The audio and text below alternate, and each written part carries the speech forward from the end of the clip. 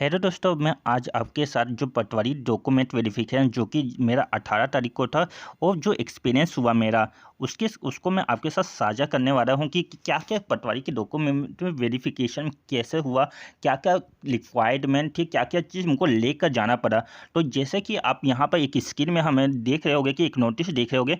तो ये जो नोटिस है आपको कि घर में लगभग लगभग 1 सप्ताह या 2 सप्ताह पहले जो जो डेट होगा उससे पहले आ जाता है आपके घर में। अगर ये जो जो स्क्रीन में जो दिख रहा है अगर ये आपके घर में नहीं आता है तो इसके बिना भी आपको जो यानी जो जैसे कि मैं दुर्ग जिले का है तो दुर्ग जिले के जो डिस्ट्रिक्ट में जो वेबसाइट होता है वहाँ पर शो कर देता है।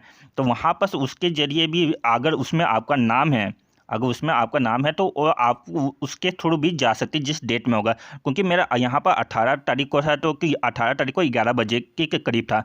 तो मुझे यहाँ पर दुर्ग जिले में क्या क्या चीज़ लेकर जाना था जो नेसेसरी लगभग लगभग ये सभी जिले जो हैं, चाहे ये बात कर लो कि बड़ौदा बाज़ार की बात कर लो या बिलासपुर की बात कर लो, सब जगह लगभग लगभग सेम ही लेकर जाना था।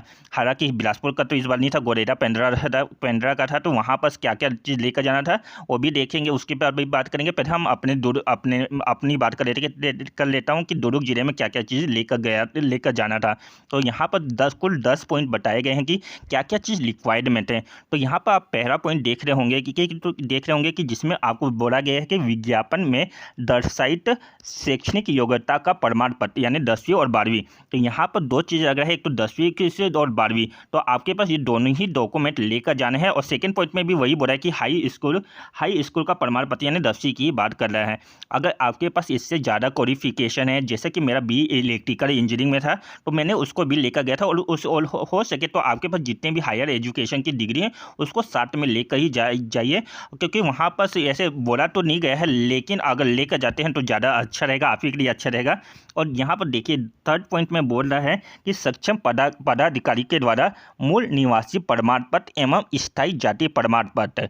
तो याद रखिएगा जो मूल निवासी प्रमाण पत्र है कि जिस जिले का है उसी जिले का होना चाहिए। तो मेरे जो यहाँ दुर्ग में था तो कुछ ऐसे कैंडिडेट भी आगे थे कि जो यानी दूसरे जिले के थे, उनका जो यानी मूल निवासी प्रमाण पत्र था वो तो दूसरे जिले का था लेकिन वो दुर्ग से ही भरे थे। तो ऐसा आप बिल्कुल गलती मत करिए, आपको तुरंत वहाँ से भगा देंगे, वहाँ से आपको यानी डिस्क्वालीफाई हो जाएंगे। तो ऐसा गलती बिल्कुल मत करिए। और हालांकि जैसे कि हमने देखा कि छत्तीसगढ़ में 28 से 32 जिले हो चुके हैं लगभग और यानी होने के कगार में हैं। तो जैसे गोरेरा पेंड्रा जो था वो तो एक नया जिला बन चुका है। और उसका क्या था, उस वहाँ के जो अधिकतर जो स्टूडेंट थे उनका क्या था, बिलासपुर से था निवासी प्रमाण पत्र। तो वहाँ बिलासपुर से निवासी प्रमाण पत्र था तो उसके कारण क्या हुआ, वो लोग गोरेरा पेंड्रा वाला बनाए नहीं है और गोरेरा पेंड्रा बन चुका है जिला। तो आप ऐसा गलती मत करिए, गोरेरा पेंड्रा का निवासी प्रमाण पत्र बना लीजिएगा और वहाँ पर लेकर जाइएगा। तो यहाँ पर मेरा तो दुर्ग का था तो मेरा तो ऑलरेडी बना हुआ था। और जो स्थायी निवासी प्रमाण पत्र है, अगर ओबीसी से बिलोंग करते हैं या एसटी एससी से बिलोंग करते हैं उसका सर्टिफिकेट की बात करी है। और यहाँ पर चौथा पॉइंट बोल रहा है रोजगार करारे में जीवित पंजीकरण का प्रमाण पत्र। तो रोजगार करारे में तो इस बार इस यानी इस चीज़ को लेकर काफ़ी ज़्यादा डिबेट था कि क्योंकि 2019 में क्या बोला था, हाई कोर्ट का आदेश था कि रोजगार करारे के कारण कि अगर रोजगार पंजीयन नहीं है किसी व्यक्ति का तो उसके कारण उसको आप पात्र नहीं करेंगे, यानी डिस्क्वालीफाई नहीं करेंगे। तो आप इसमें यानी इसमें मत रहिएगा कि मेरे पास तो ये है नहीं, नहीं भी लेकर जाऊंगा तो चल जाएगा। तो ये भर में मत रहिएगा। वहाँ पर डायरेक्ट रोजगार कराने का को जीवित पंजीकरण मांग रही है। हो सकता है कि आप हाई कोर्ट का जो आदेश आया था 2019 के कारण आपने ये यानी पंजीयन नहीं कराया है और डायरेक्ट ऐसे चले गए हैं। तो हो सकता है कि आपको बोले कि यहाँ ये तो आपका यानी आप ये लेकर नहीं आए हैं और आप वहाँ पर बहसबाजी करेंगे कि हाई कोर्ट तो बोला है कि ये या नहीं है। तो फिर हो सकता है कि हाई कोर्ट में आप जाओ, वहाँ पर अर्जी लगाओ और वहाँ पर आपको वैलिड कर दे, यानी योग कर दे इसके लिए। तो आप इस लफड़े में मत पड़िए। ज़्यादा से ज़्यादा रोजगार कराने में 1 दिन ही लगता है, ज़्यादा से समय नहीं लगता है। आप पहले से ही इसको यानी रोजगार कराने में पंजीयन करा कर ही जाइएगा। इस और नेक्स्ट पांचवा पॉइंट बोला है कि कंप्यूटर प्रमाण पत्र। तो यहाँ कंप्यूटर प्रमाण पत्र थी यानी पीजीडीसी या डीसीए की बात कर रहे हैं। तो पीजीडीसी ये तो बहुत ही ये सबसे ज़्यादा यानी पटवारी में अगर सबसे ज़्यादा किसी को हाईलाइट किया गया है तो ये पीजीडीसी जो है फॉर्म है उसी को किया गया है, इसके बिना मत जाइएगा। याद रखिएगा पीजीडीसी के फॉर्म में 3 ठोक आपको दिया होगा। एक तो 6 सेमेस्टर का होता है, 2 सेमेस्टर की जो मूल यानी जो जिसमें अंक दिया रहेगा कि कितना अंक है, और एक सर्टिफिकेट मिलेगा। तो ये आपको ये तीनों ही लेकर जाना है। कोई यानी आपको ये मत सोचिएगा कि मैं यानी जो सर्टिफिकेट मेरा बस उसी को लेकर जाऊंगा, अंक सूची लेकर नहीं जाऊंगा कि पहले सेमेस्टर में क्या मिला था, सेकेंड सेमेस्टर में क्या मिला था। नहीं, आपको ये तीनों लेकर जाना है। क्योंकि पिछले बार क्या हुआ था जब यानी 2019 में जब आया था तो उसमें काफ़ी लोग क्या किए थे, केवल सिर्फ पीजीडीसी का प्रमाण पत्र है उसी को लेकर गए थे, अंक सूची लेकर नहीं गए थे। तो उसके कारण डिस्क्वालीफाई किया गया है। तो आप ऐसी गलती बिल्कुल मत करिएगा। और नेक्स्ट से देख बोला गया है कि पास, हाँ, और यहाँ पर एक और चीज़ बताना चाहता हूँ कि कंप्यूटर जो प्रमाण पत्र है उसमें जो कंप्यूटर साइंस से जो इंजीनियरिंग किए हैं उन स्टूडेंट का नहीं लग रहा है। तो आप या पीजीडीसी हो या कंप्यूटर साइंस से इसे इंजीनियरिंग किए हो, ये 2 चीज़ लग रहा है। और नेक्स्ट लग रहा है कि पासपोर्ट साइज़। तो पासपोर्ट साइज में क्या हो रहा है, जो पासपोर्ट जो साइज़ फ़ोटो 2 ठो हम लोग से मांगा और दोनों में कि बोला गया कि आप पीछे में अपना नाम लिखिए, डेट लिखिए और साथ में सिग्नेचर करिए, ये करके देना था। और 7वां पॉइंट आप देख रहे होंगे यहाँ पर वह व्यापम करारे से पाठ प्रवेश पट की मूल पट्टी, यानी आपको जो यानी एग्जाम देने के गए थे तो वहाँ पर आपको जो यानी जो लेकर गए थे, जो प्रवेश पत्र लेकर गए थे उसी की बात कर रहे हैं, उसी को लेकर जाना है। 8वां 9वां पॉइंट है जो कि जो मैरिड हैं उनके लिए है। मैं तो मेरा इसके विषय में रिक्वायरमेंट था, 8वां 9वां पॉइंट मेरे लिए रिक्वायरमेंट था। अगर आप विवाहित हैं तो प्रमाण पत्र जरूर लेकर जाइएगा। और अगर आपके पास यानी जो शादी का जो सर्टिफिकेट है वो तो रखिएगा ही, लेकिन साथ में जो यानी जो शपथ पत्र है उसको भी मनवा कर लेकर ही जाइएगा। 10वां पॉइंट हमारे लिए नहीं था, 10वां पॉइंट जो वहाँ पर जो अधिकारी लोग बैठे उनके लिए था। तो ये था। तो ये सब ये जो तो हुआ, ये बात हुई कि हमें क्या लेकर जाना है। तो यहाँ पर याद रखिएगा, और यहाँ पर जितने यानी जिस समय में बुलाया गया उस समय से कोशिश करिएगा कि 10 उससे पहले ही 15 से कम 15-20 मिनट पहले पहुँच जाइए। जैसे कि मेरे को बुलाया गया था 11 बजे, लेकिन मैं क्या किया 11 बजे ही पहुँचा।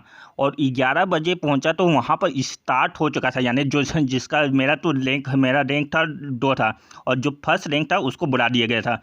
तो और मैं उसको वो पहुंच गया था, जस्ट उसके जैसे वो निकला मैं उसी पहुंचा हूं। तो मेरा डायरेक्ट वहाँ पर हो गया। तो यानी आप क्या कोशिश करिएगा कि जिस टाइम में बुलाया गया है उसी टाइम में आप वहाँ पर पहुंच जाइएगा। उससे कम से कम 10-15 मिनट पहले ही पहुंच जाना। और वहाँ पर ये फिर क्या, वहाँ पर मैं जैसे अंदर गया यानी डॉक्यूमेंट वेरिफिकेशन के लिए, तो वहाँ पर मुझको जितने भी यानी जितना पूरी पॉइंट बोला गया है उसकी में जितनी एक फ़ोटो कॉपी मांगी और उस हर एक कॉपी में सिर्फ अटैचमेंट किया गया। सिर्फ अटैचमेंट का मतलब है कि आपको हर एक जो यानी फ़ोटो कॉपी है उसमें सिग्नेचर करने के लिए बोला गया और साथ में डेट डालने के लिए बोला गया। तो सिग्नेचर मैंने किया, जितना भी डॉक्यूमेंट था उसमें सिग्नेचर किया और वहाँ पर जो अधिकारी थे उनको सबमिट किया। तो वो क्या किया, जो ओरिजिनल जो सर्टिफिकेट था उसको चेक किया और साथ में जो ओरिजिनल सर्टिफिकेट का जैसे मेरे 10वीं का है उसका रोल नंबर लिखे और पीजीडीसी कब कौन से सन में हुआ था और जो और मूल निवासी प्रमाण पत्र का जो पंजीयन नंबर है उसको वहाँ पर लिखे। और ये सब हुआ। और लास्ट में क्या हुआ, एक अलग से फॉर्म वहाँ पर भरा रहे थे जिसमें उसमें एक फॉर्म था जिसमें आपको अपना नाम लिखना था, अपना नाम नहीं लिखा था, साइन करना था और मोबाइल नंबर लिखना था। ये 2 चीज़ बोले और इसके बाद ये कंप्लीट हो गया। और जैसे मुझको यहाँ पर बोला गया है कि यहाँ पर बोला नहीं गया है कि आय प्रमाण पत्र लगेगा, तो लेकिन फिर भी आय प्रमाण पत्र लगा। तो आप अगर आपके ज़िले में अगर आय प्रमाण पत्र नहीं बोला है तभी भी लेकर जाना कि आय प्रमाण पत्र है। तो मैं तो लेकर गया है तो मेरा तो हो गया। अब इसके बाद क्या हुआ है, तो हाँ सिग्नेचर के और साथ में वहाँ पर एक और फॉर्म भरा रहे थे जैसे ओबीसी का था। और जो भी ओबीसी है तो उनके एक अलग से फॉर्म भराया गया कि आपका 8 लाख से कम यानी इनकम है, तो उसको वाला फॉर्म भरने के लिए दिए थे। जो ओबीसी से हैं, एसटी एससी को तो रिक्वायरमेंट नहीं होता, जनरल को भी रिक्वायरमेंट नहीं होता, केवल ओबीसी के लिए था वो। और इसके बाद हाँ, और एक और काम करिएगा कि जैसे आप वहाँ पर पहुँचेंगे, जैसे डॉक्यूमेंट वेरिफिकेशन पूरा हो गया, तो आप वहाँ जो अधिकारी उन लोग से एक बार कंफर्म कर लीजिएगा कि आपका जो आपने जो दिया है वो सब वैलिड है कि नहीं, ये कंफर्म कर लीजिएगा। क्योंकि वहाँ पर वो लोग खुद से कुछ नहीं बता रहे हैं कि मेरा जो यानी जो डॉक्यूमेंट है वो पूरा वैलिड है कि नहीं है। आप खुद से पूछ लीजिएगा कि मैंने जो यानी जितना भी दिया है, यानी जो पॉइंट यानी ये जो था ये पूरा है कि नहीं, वैलिड है कि नहीं, आप खुद से पूछ लीजिएगा। और बड़े आराम से, वहाँ पर कोई भी अधिकारी ऐसा नहीं है कि आपसे रुद्र व्यवहार करेगा। बड़े आराम से अच्छे से वो लोग बात कर रहे हैं और आप भी अच्छे से बात करिएगा, और वहाँ अच्छे से जवाब देंगे वो लोग, कि आपको बता देंगे कि हाँ आपका पूरा पॉइंट है। आपका अगर हो सकता है जैसे कि 10 पॉइंट था और मेरा रैंक 2 था, तो मेरा लगभग कंफर्म हो ही चुका है कि मेरा यानी इसमें हो ही जाएगा। तो आप अपना जो एक्सपीरियंस था, आपका कौन सा रैंक है, आप कमेंट सेक्शन में मुझे बताइएगा कि है क्या, और कौन सी ज़िले से ये ज़रूर बताइएगा।